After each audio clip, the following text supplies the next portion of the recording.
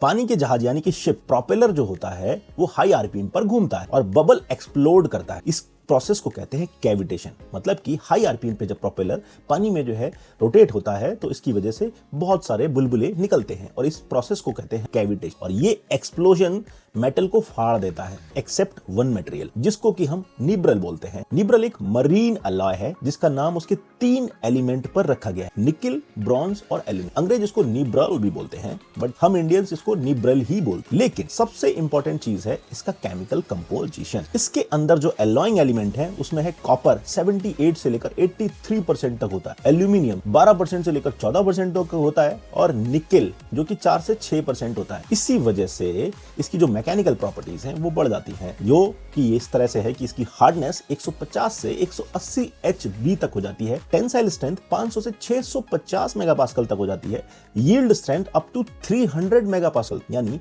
ये alloy strong भी है, टफ भी है और इंपैक्ट रेजिस्टेंस भी है। देखो निब्रल को शिप प्रोपेलर में यूज क्यों करते हैं, उसका रीजन ये है कि इसके अंदर कैविटेशन रेजिस्टेंस प्रॉपर्टीज होती हैं। मतलब कि हाई आरपीएम पर पानी में बुलबुले एक्सप्लोड होते हैं, यही कैविटेशन मेटल को पिट और क्रैक करता है। निब्रल उस इंपैक्ट एनर्जी को एब्जॉर्ब यानी कि अपने अंदर जो है समा लेता है। इसकी वजह से इसकी जो स्ट्रेंथ है वो बढ़ जाती है। सेकंड जो रीजन है वो ये है कि सॉल्ट वाटर करोजन रेजिस्टेंस होता है ये मेटल, क्योंकि समुद्र के जो अंदर ज्यादातर खारा पानी होता है और स्टेनलेस स्टील जो है यहाँ पर फेल हो जाए। लेकिन निब्रल जो है रस्ट प्रूफ होता है, इसके अंदर हाई स्ट्रेंथ प्लस टफनेस और प्रोपेलर में सैंड, डिब्रिस और थ्रस्ट लोड ज्यादातर लगता है, जिसकी वजह से निब्रल जो है क्रैक नहीं होता और डिफॉर्म भी नहीं होता। इसीलिए जो है ये सबसे ज्यादा यूज होता है। अब बात की जाए मशीनिंग की तो इसमें जो टूल यूज होते हैं उसमें सबसे पहले हम पीसीडी इंसर्ट का यूज करते हैं फिनिशिंग ऑपरेशंस के लिए। कार्बाइड इंसर्ट जैसे कि ISO K और ISO N ग्रेड वाली होती है उनका यूज हम सिर्फ रफिंग के लिए करते हैं। लेकिन इसमें जो है अगर आपको मिलिंग करनी हो तो शार्प पॉलिश्ड फ्लूट एंड मिल का हमें इसमें यूज करना होता है। देखो कटिंग स्पीड की बात करूं तो इसमें 200 से 450 मीटर पर मिनट की कटिंग स्पीड मिल जाएगी। फीट पर टूथ की बात करूं तो 0.08 से लेकर 0.18 mm पर टूथ जो है आपको मिल जाएगा। देखो एक रूल आप याद रख लो,